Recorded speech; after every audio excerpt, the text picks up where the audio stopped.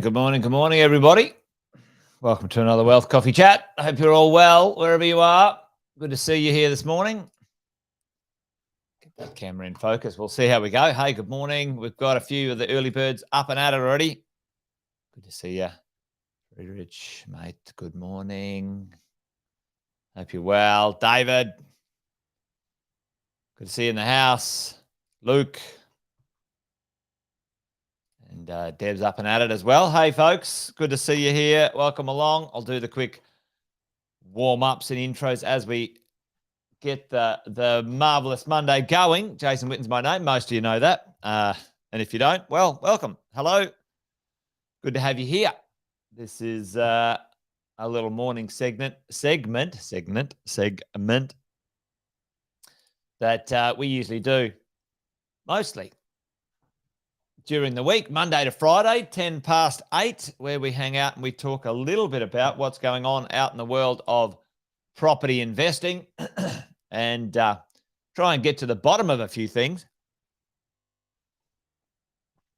Fear from fact, work a few things out, and maybe have a coffee along the way, get the day started properly when it comes to the world of property investing. So welcome along, folks. If you're there, let us know where you're coming in from.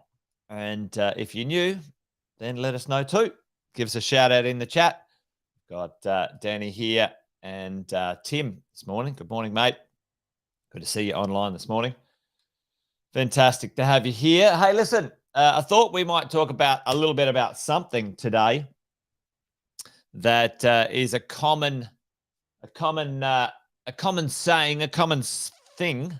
I probably gave it away in the headline anyway, but a common thing that I hear a lot of property investors either hear or are told, and or it's a bit of a kind of a, what do we call it, an urban myth floating around in the world of property investing about capital growth. Folks, tell me what morning, Joe. Good to see you all the way from the Hunter Valley. Hope you're all good up there or down there from where I am anyway. Tell me in the chat, folks, what is the common misnomer, the common comment about capital growth? How long does it take? What percentage of capital growth do you need for your property to double in value, et cetera, et cetera, et cetera? What do you hear? Tell me, what do you hear out there in the world of property investing? I've been floating around in this gig for a little while. I've been investing for well over 20 years and coaching property investors for about the same, 20 years plus. And along the way, I've heard a fair few things, folks. But what have you heard out there? What do you hear from the marketplace when they're talking about, yeah, just buy any old property and it'll go up in value?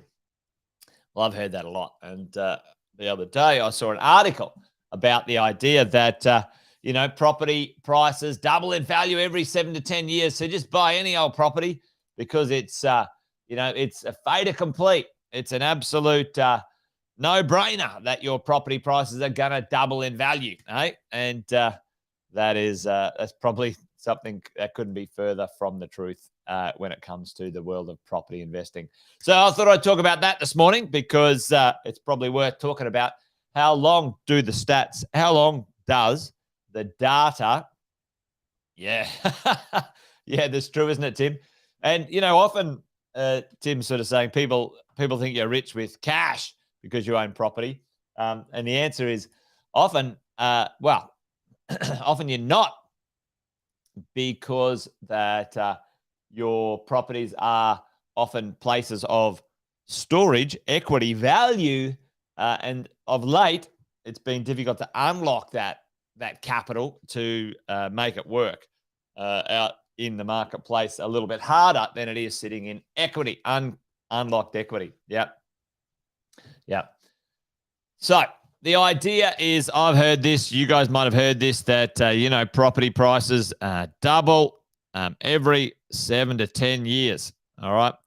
Now that couldn't be any more misleading than, well, that's a very misleading statement. Not all property prices double. Some go down, some go up, triple, some go fall in half. I've seen both. How does it work? How does this statement come to life in the world of property investing? Well, the median and average, all right, averages. What happens is that the world of statistics loves to use median price or average price. And when you look at the data, when you look at the data of, let's say, right now we've got 10 million. There's 10 million dwellings in Australia, and if you put all of them in that pricing, what happens is that every single property, either the rubbish properties and the unbelievable properties, all add to the number, and you get a certain number. And what can happen, depending on how you look at the data and depending on which way you slice or dice it, folks, then, you can end up thinking that, property prices double every 7 to 10 years or double every whatever. And you go, right, that's it. Doesn't matter the quality of the property that I buy. Doesn't matter where I buy it. It doesn't matter how I buy it. You know what? Let's crack on. Let's get on with it. Let's buy anything. And some of the other stats, and I'll show you guys in a minute, some of the other stats as well show some pretty interesting data. And if you make decisions based on just that data, then, sometimes that stuff might be interesting to have a look at the outcome. So let's talk about that today. That's what I thought we might talk about. Property prices doubling every 7 to 10 years. Will it happen? Does it happen to every single property? The answer is no. And it's a absolutely flawed way of thinking when it comes to why you would invest in property anyway, right? The idea, folks, what are we looking for as property investors, as an investor of any description, right? What are we looking for? What is the future? What do you really want the properties to create for you? And it depends on the stages of what you're looking for. What are you looking for? What do you really want your properties to create for you in the future, folks? Tell me. I hear this all the time. I say, what do you want? I want some financial freedom, right? So what does financial freedom mean? Ladies and gents, boys and girls, mums and dads, tell me, what does financial freedom mean for you and I as property investors? Because, we need to understand that sometime, you guys have seen this, in the future, let's call it 10 to 15 years away, you want you want the capital growth for sure, Luke. Often the capital growth or the value and the debts play a role between the two, right? So we'll buy some properties. We want them to go up in value. That's what we're looking for. We have our debts. We might have put a small amount of money in, and then we want those debts to go down in value over time because we want that debt to be reduced. And then our cash flow, which is what happens, our cash flow might be less than our debt, which means we might have to put some money in. Xavier saying passive income, yes. And we want our passive income to increase as well. And the difference in here, this is your wealth. You can't really see that green is pretty average, isn't it? Let's go. This is our wealth, folks. In here, this is our wealth. That's your wealth in there. You're on paper worth a lot of money, like Luke's saying there before. Oh, yep. I might have a bunch of properties and,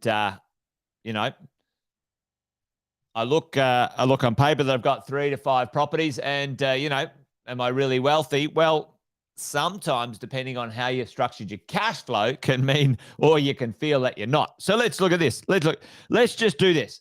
Let's just have a conversation here. Most people I talk to, we talk about creating a portfolio of investment properties around the 3 million mark. And that at the moment in Australia, that's between sort of 4 and 5 investment properties, IPs, investment properties, right? So let's say it takes time to get that done, whatever, over time. Now, let's just say in 15 years' time, what would be the destination? What would happen in 15 years' time, right? So let's just talk about this. And this is the sort of stuff that, is what the type of thing I make my decisions on. In 15 years' time, not 7 to 10, but in 15 years' time, I'm expecting those properties to be worth double. All right. That's what I'm expecting. Now, does it mean they're all going to double? No. But that's my expectation. I'm giving it a very conservative amount, right?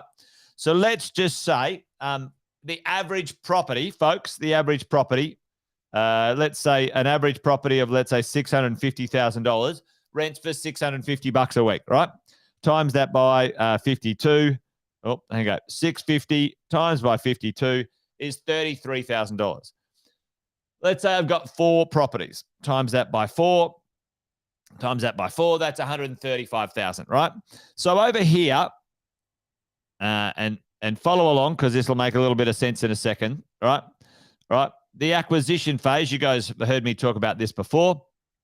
The acquisition phase. So we've got our $135,000 worth of cash flow, right? Of rent. That's our cash flow. It's not net cash flow, but it's gross cash flow. Now, what's the statistics show with rental growth?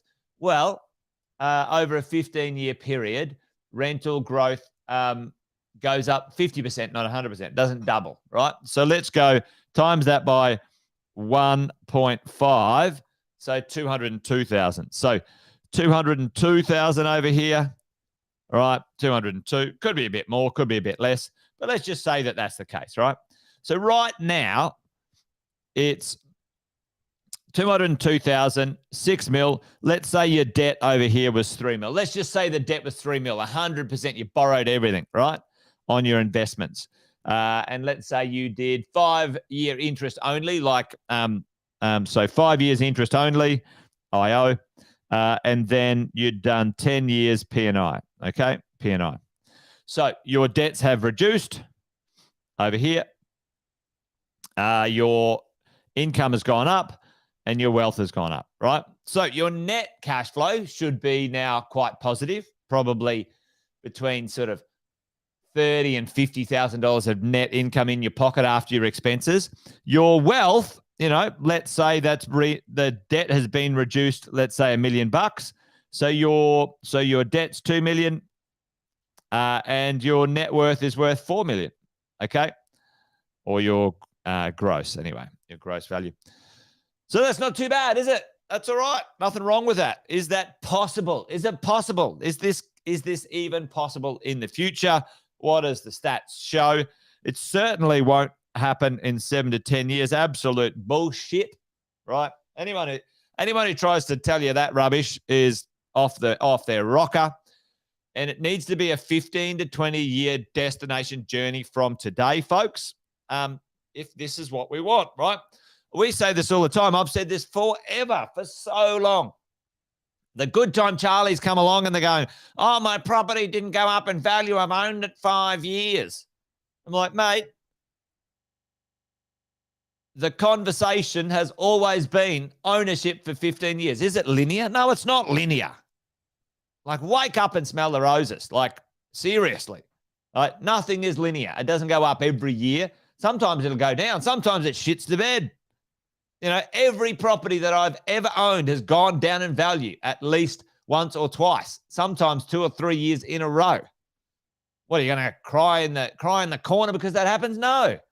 Right, folks? You're in this for the long term. If you're a property investor, it's a 15 to 20-year journey. How do we navigate the acquisition phase? This is the thing. How do we get the properties that we need to, right? And then how do we keep the bloody things in the consolidation stage?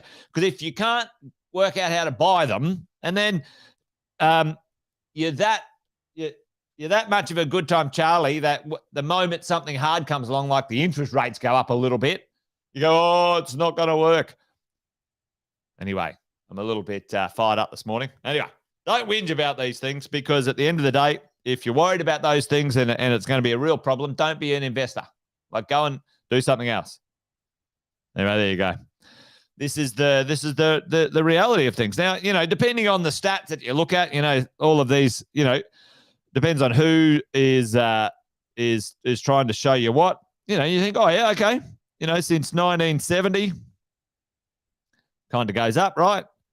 There you go. Isn't that good? Okay, fabulous, right? Okay, well, but have a look at this.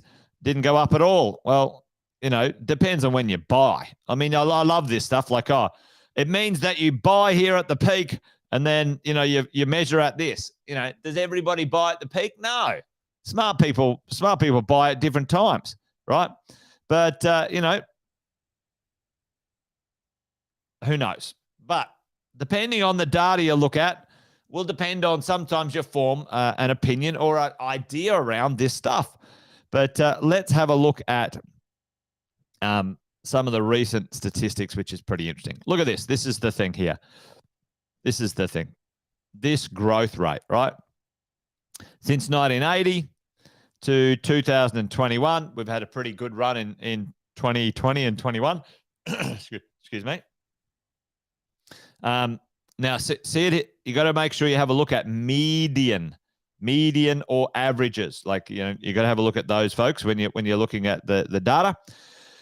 But, Sydney, 9 years negative growth. Folks, you're going to get negative growth. Melbourne, 6 years of negative growth. Brisbane, 3 years of negative growth, right? Average loss, 5%, 4%, 3%.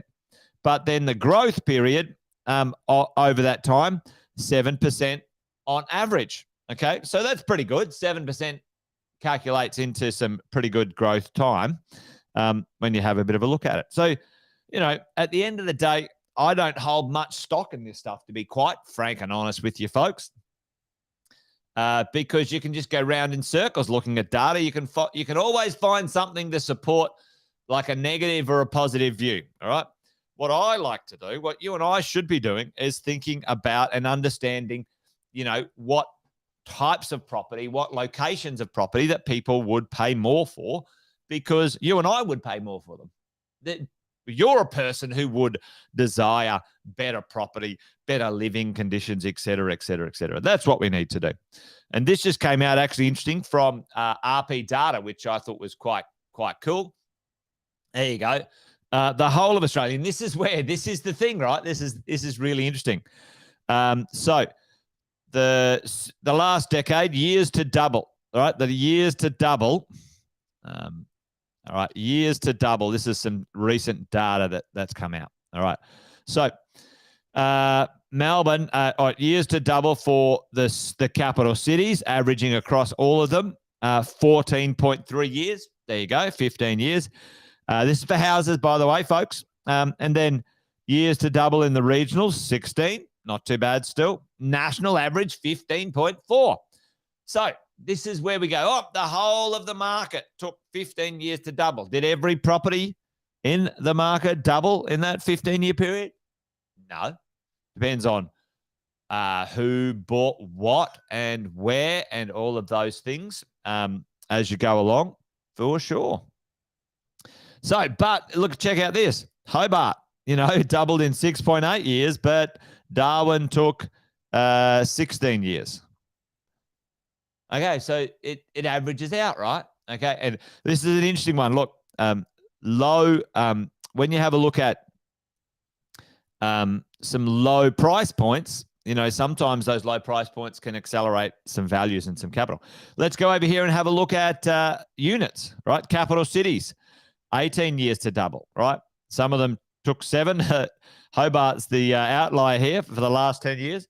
And regionals, 17.5, a bit faster in the regionals, interestingly enough, 17.8. So remember we said 15 to 20-year journey. Now, what can make that go faster, ladies and gents, people? Well, you guys know the drill. Number one, you buy a good property in the right location. And we talk, you guys know the drill when we talk about location, where the economics will drive its value and drive its interest or drive its desirability, and the type of property, the quality of the property, quality of the property, folks. Anyway, there you go. Will property prices double every 7 to 10 years? I don't think so. It's rubbish that anyone says that. And the most of the stats show that 15 to 20 years is a good time frame. Now, understanding that's a long damn time. That's a long time, folks. You're dead right. And Tim's saying keeping enough cash flow to survive is always a challenge. You're dead right. It usually has nothing to do with the capital growth of the property. Often it's to do with the cash flow, folks, right? And you've got to make sure that that is planned as best you can. Now, we can't all see the future, but understanding how to create buffers, how to create access to capital, how to make sure you can fund things that you're doing is all pretty important. That's why you got to hang out and see your coaches and get the strategy down pat. And there you go. Anyway, folks, that's it. That's it. Wealth Coffee Chat done, I think.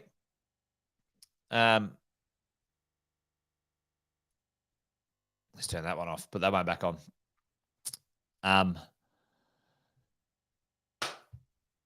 The idea, team, I always like to break complicated things down into some simple processes.